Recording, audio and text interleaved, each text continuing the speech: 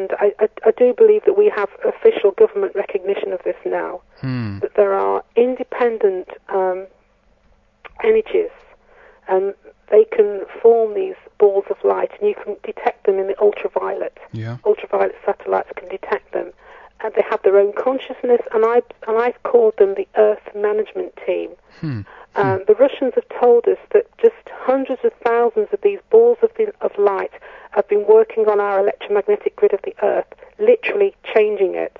And I feel that what happened, what we've been told in the channeling anyway, what's actually happened, was that the Earth has had to be changed. And the way you do it is you change the electromagnetic field, and then the physical changes afterwards. And so what's happened is that the electromagnetic grid of the Earth has been changed. The idea being is that when the energy comes from the galactic center, we can cope. So this is about an adaptation to higher energy or more energy coming in, right? I talk about an upgrade. An upgrade. I'm very strange in the way that I think. I'm a very sort of analytical thinker, but I see this as an upgrade of all life on this planet. And to do that, certain things had to be done, and we were told that this would take 12 years. And so I was utterly amazed to find a Russian report talking about this, saying, you know what, we've seen these balls of light working, changing the electromagnetic grid of the Earth, and yet we've had channeled messages telling us exactly the same thing. For me, this was a scientific confirmation of what we've been told. Interesting, yeah. And, but I actually feel that, I feel this message is absolutely huge. To me, I felt I had to go out and explain to people using language that people can understand as to what's going on. So I feel that this energy, we're told, the Russians say that sometimes they look like meteorites, but they're not meteorites. They're just plasma. They fall into our atmosphere. There's many reports you can find that talk about this. And we're also told from the metaphysical literature that they can split up into smaller balls of light. They travel together, and then they can split up. You've got your Martin Stubbs stuff. You've got the NASA secret transmissions as well, which talks, you can see there's these balls of light floating around in space. I mean, there's plenty of documentation if people are interested in this. Absolutely, that's a fascinating area. Do you connect much of this with the with the more common I guess UFO phenomena? Yes, I do. I feel that we're told there's two types of UFOs. I feel that there is life out there, various entities. I mean, we're told there's billions of galaxies now. I'm sorry, but we're not alone. There's life out there, and that's good news. I have a very unusual view of what's actually happening at the moment. I believe that what's happening on this planet is very unusual, and I feel that the massive UFO presence on this planet is because they are so interested in what's going to happen. There is sightings after sightings after sightings of UFOs. It's got to the stage now where the governments have got fed up. I think, is it Colombia, Russia, France, and now Great Britain are opening up their UFO files. Yeah. I mean, this is incredible. There was last week, there was a pilot plus many of the passengers on the plane that actually saw two UFOs. Yeah. They estimated that they were about a mile wide. I mean, and then, there's just so much of it. But my understanding of this is that they're not here to invade. They're here to watch. But they're very curious about what's happening on this planet. Of course. And I think that's the only way you can interpret what's going on. Now, you have these people that say, there's a few people being kidnapped and stuff like that. Yeah, maybe, but that's not the point. The point is that they're curious about this massive upgrade of this planet, this evolutionary upgrade, and they're here to watch. Yeah, that's good news to me, at least. That there's things going on and things happening. To me, how else can you interpret, the fact that there are so many people, countries all around the world. We even have a Canadian he was an ex-defense minister, coming out and saying that maybe we can use alien technology to save the world from global warming. Yeah. And I'm thinking, what alien technology? Of course, yeah. where to go to find information. Yeah. You know, it's well understood Of course. that there is a presence on this planet. Yeah, exactly. I guess you have heard of the Disclosure Project, of course. With Yes, I've heard about that as well. There you go. There's another, smoking gun, as it were, to I mean, a lot of different people, prominent, military, ex-military people and stuff like this, going out and telling their about their stories in front of a camera, basically, And there's incredible stories there, basically. What's going on. I think my interpretation of events is different, because what I'm saying is that yes, there is a vast presence of two types of UFOs. I believe there's natural. The plasma entities are a natural phenomena, and then I think you have the artificial kinds. You have beings from other worlds, other planets. I feel that they're here as well, and I do think that the vast majority have our interests at heart. I'm not saying all of them do, but I feel that there is tremendous interest in what's happening on this planet. Yeah, that's and good. I find it interesting, some of the reports you have of fleets of UFOs flying over, is it Mexico City and places like that? Yeah. Maybe I shouldn't say this, but I just feel that there's a reason for why they're doing that, and I think that if things really get bad on this planet, I do think we will actually have some help. How do you mean get out of hand? I think with the volcanic activity, earthquakes, because I feel that somehow the understanding of what is taking place on this planet has not gone out into the world. I feel that that somehow the messages got lost about this massive change, about this being an evolutionary change. We have a lot of people teaching doom and gloom and disaster. What they should have been teaching is evolutionary change and the process of change, and the fact that I feel that the way I put it is the terms and conditions of living on this planet have changed. That's very interesting. That's the way I see it. Absolutely, absolutely. I mean, when you say this, it also feels like you're saying that our consciousness is a very huge part of this, then, right? Yes.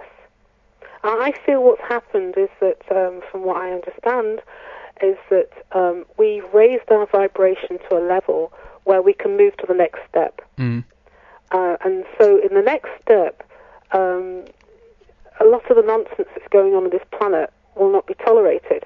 I'm using very strong language here, I know. Sure.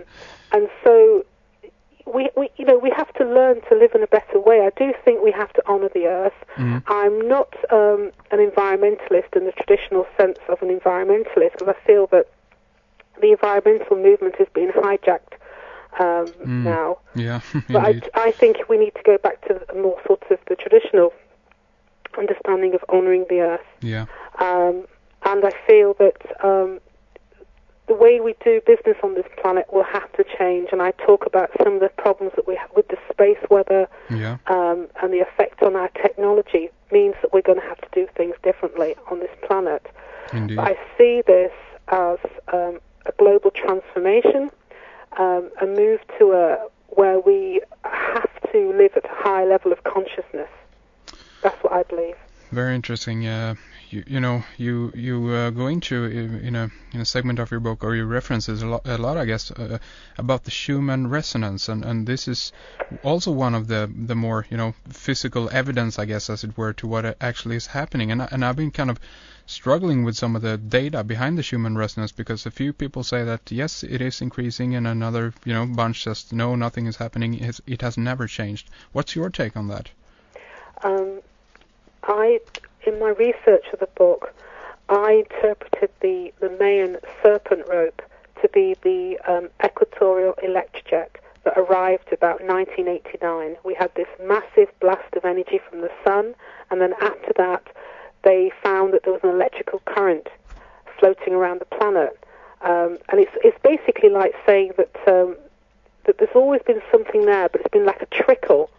Now we have this huge electrical current of energy floating around the equator of the sun, and I believe that is the prophesied serpent rope.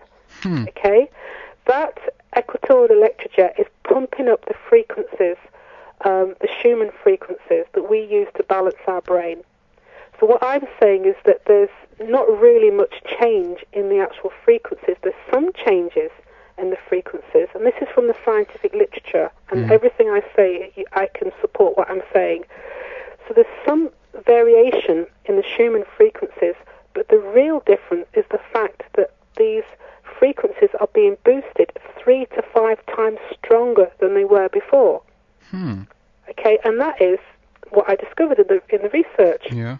Okay, and I thought, wow, that's quite something else. Yeah. So the way I see it is that you need certain frequencies to balance the brain. Scientists believe that there's definitely a link between what's happening, the geomagnetic field of the Earth, and the frequencies of light. They coincide with the frequencies we use to balance our brain. Yeah. And I see that that with these stronger frequencies, we will react differently. So it's like having a car with before you had the normal steering mechanism, and you could drive the car. If you turn the car to the left, it would gradually move to the left. If you turn the steering wheel to the right, it would gradually move to the right. Yeah. Now with these stronger frequencies of light, it's like having power steering. If you slightly turn to the left, it's shooting off to the left. If you slightly turn to the right, you're shooting off into the right. And so what's actually happening now with people is that whereas, they would react in a certain way, that people are overreacting in their behavior because the frequencies of light that they're using to balance their brains are much stronger. And so I explain in my book that we are electromagnetic beings, and that our electromagnetic field is very strongly associated with emotions. And if we have emotional problems or areas, then our connection with the magnetic field of the Earth will affect us. So I talk a lot about what I call geo-madmen. We know for a fact that people are affected by the moon. Yeah. I'm saying that in these wild geomagnetic conditions, people who are mentally unstable will become extremely mentally unstable. I feel that in the conditions on the planet now, people will overreact. And so in my blog, I have these few crazy stories where I think people have just completely gone into a state of imbalance. Lost it completely, huh? And they completely lose it. And some of the stories are incredible, where people just completely lose it. And obviously, you can then start to think, there was after the Virginia Tech shooting, there was one where at NASA, where somebody was given a bad review by their boss, so they came in with a gun one day and shot them. Sheesh. Yeah, talk about... And what I feel as with the changes on the planet, these much stronger frequencies of light, what I'm saying for people who are balanced, those frequencies of light will be empowering, and that they will help you and they'll be very supportive. What I'm saying is for people who are unbalanced, the conditions on the planet will make them very unstable. And I see this as a carrot and a stick. I see this as that we are being pushed to evolve spiritually, and this is how it's being done. This might sound, I guess, cruel in a way, but is it a screening process going on? Is the planet actually getting rid of people here? What's the deal? Because a lot of people, in a way, I guess, then are actually, becoming very, ill of this, actually ending up, dying and taking the lives not only maybe of themselves, but of other people also. This is you've asked a really quite an interesting question here. I actually do see this as a type of natural selection. Yes, I do. I feel that